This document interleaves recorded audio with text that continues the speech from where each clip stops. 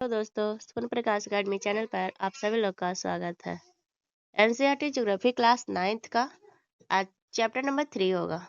Chapter number 3 का नाम है अपवाह, और जिसके बारे में जानना है कि क्या कह रहा है। चलिए, अपवाह शब्द एक क्षेत्र के नदी तंत्र की व्याख्या करता है। भारत के भौतिक मानचित्र को देखिए, आप पाएंगे कि विभिन्न दिशाओं से छोटी छोटी धाराएं आकर एक साथ मिल जाती है तथा एक मुख्य नदी का निर्माण करती है। अंततः इनका निकास किसी बड़े जलाशय जैसे झील या समुद्र या महासागर में होता है। एक नदी तंत्र द्वारा जिस क्षेत्र का जल प्रवाहित होता है उसे एक अपवाह द्रोणी कहते हैं। किसको क्या कहते हैं? अपवाह द्रोणी। मानचित्र का अवलोकन करने पर यह पता चलता है कि कोई भी ऊंचा क्षेत्र जैसे पर्वत या उच्च भूमि दो पड़ोसी अपवाह द्रोणियों को एक दूसरे से अलग करती है। इस प्रकार के उच्च भूमि को जल विभाजक कहते हैं।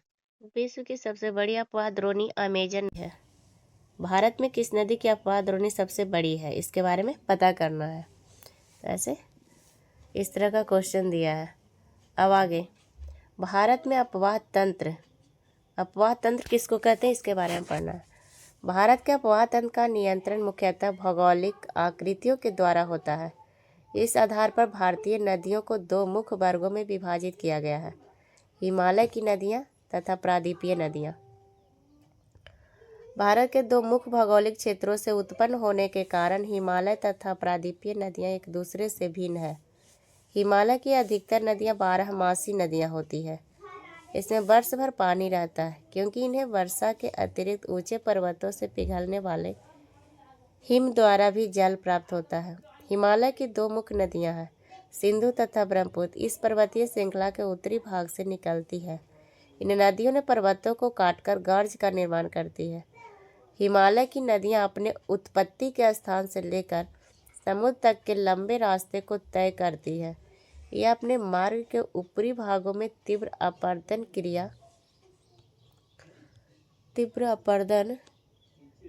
क्रिया करती है तथा अपने साथ भारी मात्रा में सिल्ट व बालू का संवहन करती है। मध्य एवं निचले भागों में ये नदियाँ विसर्प, गोखुर झील तथा अपने बाढ़ वाले मैदानों में बहुत सी अन्य निक्षेपण आकृतियों का निर्माण करती है। ये पूर्ण विकसित डेल्टाओं का भी निर्माण करती है। अधिकतर प्रायद्वीपीय नदियाँ मौसमी होती हैं क्योंकि इनका प्रवाह वर्षा पर निर्भर करता है। शुष्क मौसम में बड़ी नदियों का जल भी घटकर छोटी छोटी धाराओं में बहने लगती है। हिमालय की नदियों की तुलना में प्रायद्वीपीय नदियों की लंबाई कम तथा छिछली है। फिर भी इनमें से कुछ केंद्रीय उच्च भूमि से निकलती है तथा पश्चिम की तरफ बहती है। क्या आप इस प्रकार की दो बड़ी नदियों को पहचान सकते हैं? प्रायद्वीपीय भारत की अधिकतर नदियाँ पश्चिमी घाट से निकलती है तथा बंगाल की खाड़ी की तरफ बहती है। हिमालय की नदियाँ सिंधु, गंगा तथा ब्रह्मपुत्र हिमालय से निकलने वाली प्रमुख नदियाँ हैं। ये नदियाँ लंबी हैं तथा अनेक महत्वपूर्ण एवं बड़ी सहायक नदियाँ आकर इनमें मिलती है। किसी नदी तथा उसकी सहायक नदियों को नदी तंत्र कहा जाता है।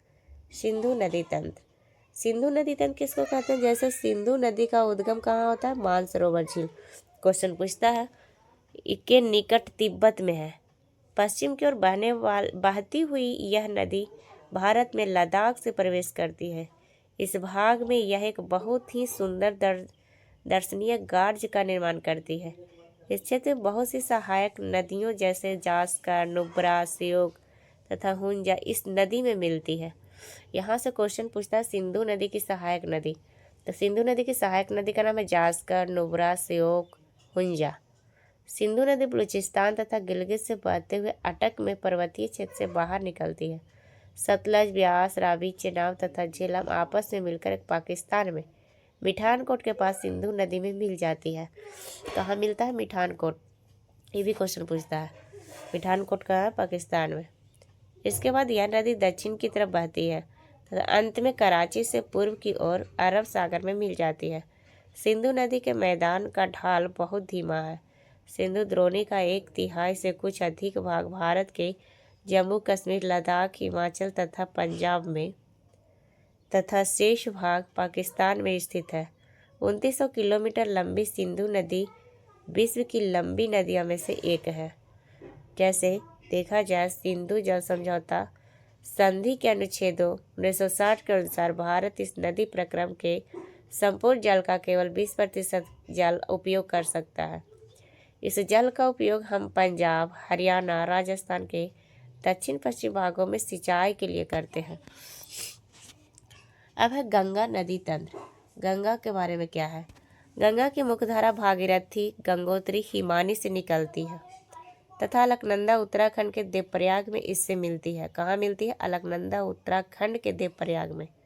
हरिद्वार के पास गंगा पर्वतीय भाग को छोड़कर मैदानी भाग में प्रवेश करती है। कहाँ करती है? मैदानी भाग में प्रवेश करती है। हिमालय से निकलने वाली बहुत सी नदियाँ आकर गंगा में मिलती है। इनमें से कुछ प्रमुख नदियाँ हैं यमुना, घाघरा, गंडक तथा कोसी। यमुना नदी हिमालय के गंगोत्री हिमानी से निकलती है। यह गंगा के दाहिने किनारे के समानांतर बहती है तथा इलाहाबाद में गंगा में मिल जाती है। घाघरा, गंडक तथा कोसी नेपाल, हिमालय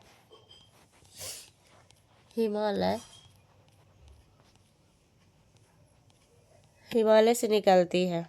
इनके कारण प्रत्येक वर्ष उत्तरी मैदान के कुछ हिस्से में बाढ़ आती है, जिससे बड़े पैमाने पर जान माल का नुकसान होता है। लेकिन ये वे नदियाँ हैं जो मिट्टी को उपजाऊपन प्रदान कर कृषि योग्य भूमि बना देती है। प्रायद्वीपीय उच्च भूमि से आने वाली मुख्य सहायक नदियाँ चंबल, बेतवा तथा सोन ये अर्ध शुष्क क्षेत्रों से निकलती है। इनकी लंबाई कम तथा इनमें पानी की मात्रा भी कम होती है। ज्ञात कीजिए कि नदियाँ कैसी तथा कहाँ गंगा में मिलती है। जैसे देखा जाए कि बाएं तथा दाहिने किनारे की सहायक नदियों के जल से परिपूर्ण होकर गंगा पूर्व दिशा में पश्चिम बंगाल के फरक्का तक बहती है। यह गंगा डेल्टा का सबसे उत्तरी बिंदु है। अब देखा जाए कि यहाँ नदी दो भागों में बंट जाती है। भागीरथी हुगली, जो इसकी एक वितारिका है, दक्षिण की तरफ बहती है तथा डेल्टा के मैदान से होते हुए बंगाल की खाड़ी में मिल जाती है। अब आगे देखना है, आगे क्या है? आगे है मुख्य धारा दक्षिण की ओर बहती हुई बांग्लादेश में प्रवेश करती है। ब्रह्मपुत्र नदी इससे आकर मिल जाती है। अंतिम चरण में गंगा और ब्रह्मपुत्र समुद्र में विलीन होने से पहले मेघना के नाम से जाना जाता है। क्वेश्चन पूछता है मेघना के नाम से कहाँ जाना जाता है। अब है कि गंगा एवं ब्रह्मपुत्र के जल वाली यह बृहद नदी बंगाल की खाड़ी में मिल जाती है। इन नदियों के द्वारा बनाए गए डेल्टा को सुंदरवन डेल्टा कहा जाता है। जैसे देखा जाए कि सुंदरवन डेल्टा नाम वहाँ पाए जाने वाले सुंदरी पादप से लिया गया है। मतलब वहाँ जो है सुंदरी वृक्ष बहुत ज़्यादा है, इसलिए उसको क्या कहा गया? सुंदरवन। सुंदरवन डेल्टा विश्व का सबसे बड़ा एवं तेजी से वृद्धि करने वाला डेल्टा है। यहाँ रॉयल बंगाल टाइगर भी पाए जाते हैं। यह भी इम्पोर्टेंट है। गंगा की लंबाई 2500 किलोमीटर से अधिक है। चित्र में देखें कि आप गंगा नदी के अपवाह तंत्र को पहचान सकते हैं। अम्बाला नगर सिंधु तथा गंगा नदी तंत्रों के बीच जल विभाजक पर स्थित है। अम्बाला से सुंदरवन तक मैदान की लंबाई लगभग 1800 किलोमीटर है, परंतु इसके ढाल में गिरावट मुश्किल से 300 मीटर। दूसरे शब्दों में देखें कि प्रति 6000 किलोमीटर की दूरी पर ढाल में गिरावट केवल 1 मीटर है। इससे नदियों में अनेक बड़े बड़े विसर्प बन जाते हैं। क्या बन जाते हैं? विसर्प। अब है कि ब्रह्मपुत्र नदी तंत्र क्या है। ब्रह्मपुत्र नदी के बारे में पढ़ना है पूरा डिटेल। ब्रह्मपुत्र नदी तिब्बत की मानसरोवर झील के पूरब में तथा सिंधु एवं सतलुज के स्रोतों के काफ़ी नज़दीक से निकलती है। इसकी लंबाई सिंधु से कुछ अधिक है, परंतु इसका अधिकतर मार्ग भारत से बाहर स्थित है। यह हिमालय के समानांतर पूर्व की ओर बहती है। जैसे देखा जाए नामचा बर्मा शिखर जो है 77 से 57 मीटर के पास पहुंचकर यह अंग्रेजी के यू अक्षर जैसा मोड़ बनाकर भारत के अरुणाचल प्रदेश में गार्ज के माध्यम से प्रवेश करती है। यहाँ इसे दिहांग के नाम से जाना जाता है। क्या कहा था? दिहांग तथा दिवांग। लोहित, केनुला एवं दूसरी सहायक नदियाँ इससे मिलकर असम में ब्रह्मपुत्र का निर्माण करती है। जैसे देखा जाए कि ब्रह्मपुत्र को तिब्बत में सांगपो एवं बांग्लादेश में इसको क्या कहते हैं, जमुना कहते हैं। यह भी क्वेश्चन पूछता है। जैसे देखा जाए कि तिब्बत एक शीत एवं शुष्क क्षेत्र है, अतः यहाँ इस नदी में जल एवं सिल्ट की मात्रा बहुत कम होती है। भारत यह उच्च वर्षा वाले क्षेत्र से होकर गुजरती है। यहाँ नदी में जल एवं सिल्ट की मात्रा बढ़ जाती है। असम में ब्रह्मपुत्र अनेक धाराओं में बहकर एक गुम्फित नदी के रूप में बहती है तथा बहुत से नदियाँ द्वीपों का निर्माण करती है। क्या आपको ब्रह्मपुत्र के द्वारा बनाए गए विश्व के सबसे बड़े नदी द्वीप का नाम याद है? प्रत्येक वर्षा ऋतु में यह नदी अपने किनारे से ऊपर बहने लगती है एवं बाढ़ के द्वारा असम तथा बांग्लादेश से बहुत अधिक क्षति पहुंचती है। उत्तर भारत की अन्य नदियों के विपरीत ब्रह्मपुत्र नदी में सिल्ट निक्षेपण की मात्रा बहुत अधिक होती है। इसके कारण नदी की सतह बढ़ जाती है और यह बार बार अपनी धारा के मार्ग में परिवर्तन लाती है। जैसे देखा जाए कि प्रायद्वीपीय नदियाँ क्या है। प्रायद्वीपीय भारत में मुख्य जल विभाजक का निर्माण पश्चिमी घाट द्वारा होता है, जो पश्चिमी तट के निकट उत्तर से दक्षिण की ओर स्थित है। प्रायद्वीपीय भाग की अधिकतर मुख्यतः नदियाँ जैसे महानदी, गोदावरी, कृष्णा तथा कावेरी पूरब की ओर बहती है तथा बंगाल की खाड़ी में गिरती है। ये नदियाँ अपने मुहाने पर डेल्टा का निर्माण करती है। पश्चिमी घाट से पश्चिम में बहने वाली अनेक धाराएं हैं। जैसे देखा जाए अनेक धाराएं हैं। नर्मदा व ताप्ती दो ही बड़ी नदियां हैं जो कि पश्चिम की तरफ बहती है और ज्वारनमुख का निर्माण करती है। बहुत बार क्वेश्चन पूछता है कि नर्मदा और ताप्ती किधर बहती है, किधर से किधर बहती है और किस चीज़ का निर्माण करती है।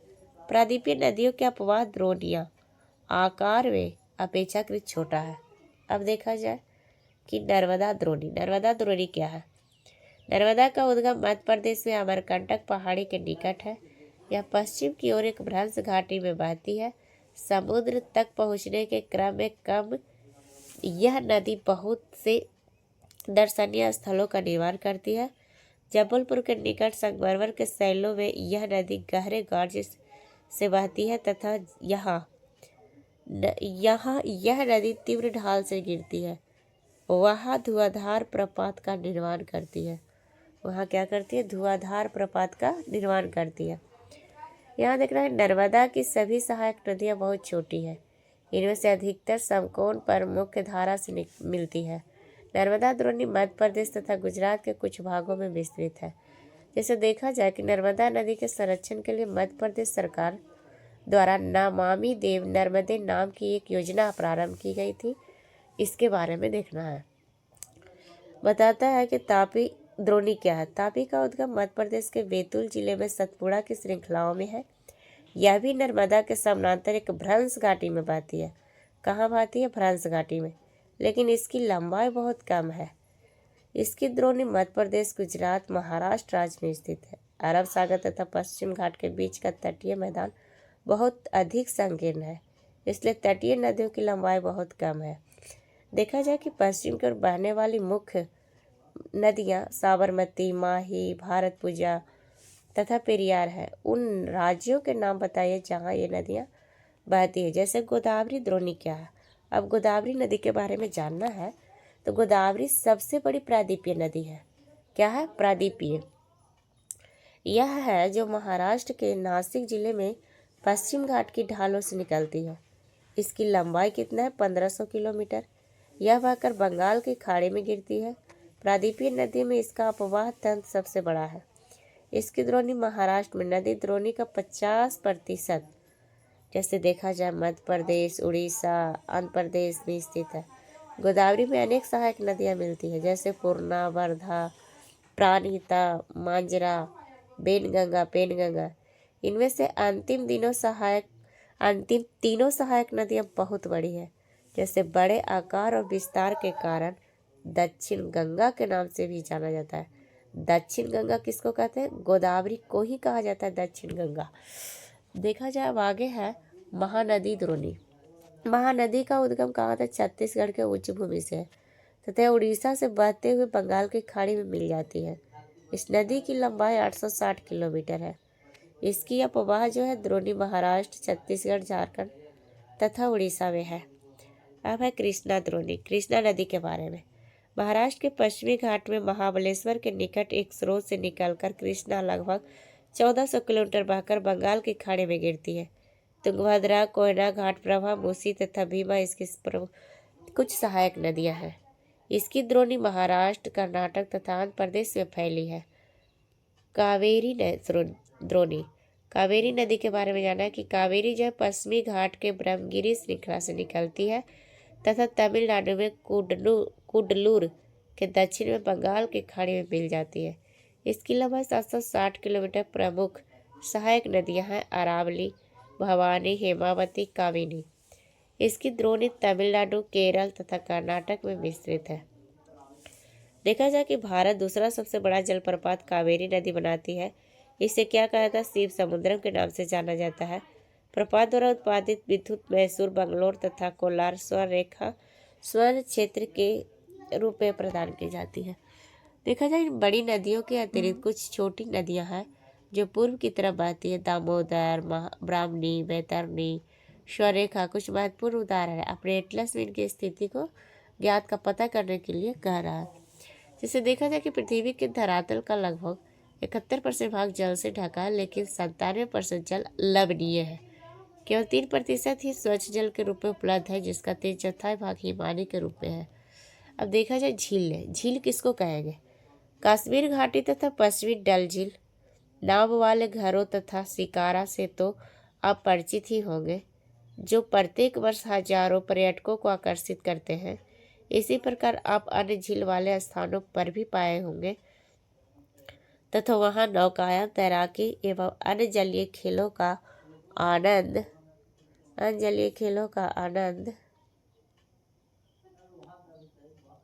लिया होगा। जैसे कल्पना कीजिए कि अगर कश्मीरी, नैनीताल व दूसरे पर्यटन स्थलों पर झीलें नहीं होती, तब क्या वे उतने ही आकर्षित करते जितना कि आज करते हैं? क्या आपने कभी यह जानने की कोशिश की है कि इन पर्यटकों को आकर्षित करने के लिए किसी स्थान पर झीलों का क्या महत्व है? पर्यटकों के आकर्षण के अतिरिक्त मानव के लिए अन्य कारणों से भी झीलों का महत्व है।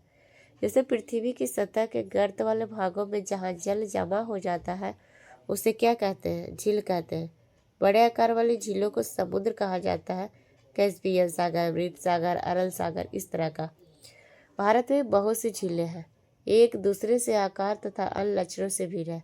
अधिकतर झीलें अस्थायी होती है तथा कुछ में केवल वर्षा ऋतु में ही पानी होता है, जैसे अंतर्देशीय अपवाह वाले अर्धशुष्क क्षेत्रों की द्रोणी वाली झीलें। जैसे देखा जाता है कि यहाँ कुछ ऐसी झीलें हैं जिनका निर्माण हिमानियों एवं बर्फ चादर की क्रिया के फलस्वरूप हुआ, जबकि कुछ अन्य झीलों का निर्माण वायु, नदियों एवं मानवीय क्रियाकलापों के कारण हुआ है। जैसे एक विसर्प नदी बाढ़ वाले क्षेत्रों में काटकर गोखुर झील का निर्माण करती है। शिप तथा वार जैसे तटीय क्षेत्रों में लैगून का निर्माण करते हैं। जैसे देखा जाए चिल्का झील, पुलकट झील, कोलोरू झील अंतर्देशीय भागों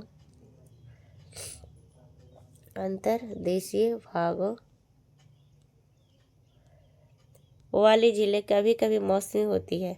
उदाहरण के राजस्थान की सांभर झील जो एक लवण जल वाली झील है। इसके जल का उपयोग नमक के निर्माण के लिए किया जाता है। जैसे मीठे पानी की अधिकांश झीलें हिमालय क्षेत्र में है, मुख्यतः हिमानी द्वारा बनी है। दूसरे शब्दों में तब बनी जब हिमानियों ने या कोई द्रोणी गहरी बनाई जो बाद में हिम पिघलने से भर गई, या किसी क्षेत्र में शिलाओं अथवा मिट्टी से हिमानी मार्ग बंध गए। इसके विपरीत जम्मू तथा कश्मीर की बुल्लर झील भूगर्भीय क्रियाओं से बनी है। यह भारत के सबसे बड़ी मीठे पानी वाली प्राकृतिक झील है। डल झील, भीमताल, नैनीताल, लोकताल तथा बाड़ा पानी कुछ अन्य महत्वपूर्ण मीठे पानी की झीलें हैं। जैसे देखा जाए इसके अतिरिक्त जल विद्युत उत्पादन के लिए नदियों पर बांध बनाने से भी झील का निर्माण हो जाता है। जैसे गुरु गोविंद सागर भाखड़ा नंगल परियोजना पर है। इस तरह से झीलें मानव के लिए अत्यधिक लाभदायक होती है। एक झील नदी के तीव्र बहाव को सुचारू बनाने में सहायक होती है। अत्यधिक वर्षा के समय यह बाढ़ को रोकती है तथा सूखे के मौसम में यह पानी के बहाव को संतुलित करने में सहायता करते हैं। झीलों का प्रयोग जल विद्युत उत्पादन के लिए भी किया जा सकता है। जैसे देखा जाए कि आसपास के क्षेत्रों की जलवायु को समान बनाती है, जलीय परितंत्र को संतुलित रखती है, झीलों की प्राकृतिक सुंदरता व पर्यटन को बढ़ाती है तथा हमें मनोरंजन प्रदान करती है। जैसे देख सकते हैं कि नदियों का अर्थव्यवस्था में महत्व क्या है। संपूर्ण मानव इतिहास में नदियों का अत्यधिक महत्व है रहा है। नदियों का जल मूल प्राकृतिक संसाधन है तथा अनेक मानवीय क्रियाकलापों के लिए अनिवार्य है। यही कारण है कि नदियों के तट ने प्राचीन काल से ही आदिवासियों को अपनी ओर आकर्षित किया है। ये गांव अब बड़े शहरों में परिवर्तित हो चुके हैं। अपने राज्य के उन शहरों की एक सूची तैयार कीजिए जो नदी के किनारे स्थित है। किंतु भारत जैसे देश के लिए, जहाँ की अधिकांश जनसंख्या जीविका के लिए कृषि पर निर्भर है, वहाँ सिंचाई, नौ संचालन, जल विद्युत निर्माण में नदियों का महत्व बहुत अधिक है। जैसे देखा जाए, राष्ट्रीय नदी संरक्षण योजना NRCP देश में नदी सफाई कार्यक्रम का शुभारंभ 1985 में गंगा एक्शन प्लान पूछता है कि गंगा एक्शन प्लान कब हुआ था? 1985 के साथ आरंभ हुआ। 1995 राष्ट्रीय नदी संरक्षण योजना के तहत अन्य नदियों को जोड़ने के लिए गंगा कार्य योजना विस्तार किया। नदियाँ देश में जल का प्रमुख स्रोत है। NRCP का उद्देश्य नदियों के जल में प्रदूषण को कम करके जल की गुणवत्ता में सुधार करना है। देखा जाए नदी प्रदूषण क्या है। नदी प्रदूषण में देखें तो नदी जल की घरेलू, औद्योगिक तथा कृषि में बढ़ती मांग के कारण इसकी गुणवत्ता प्रभावित हुई।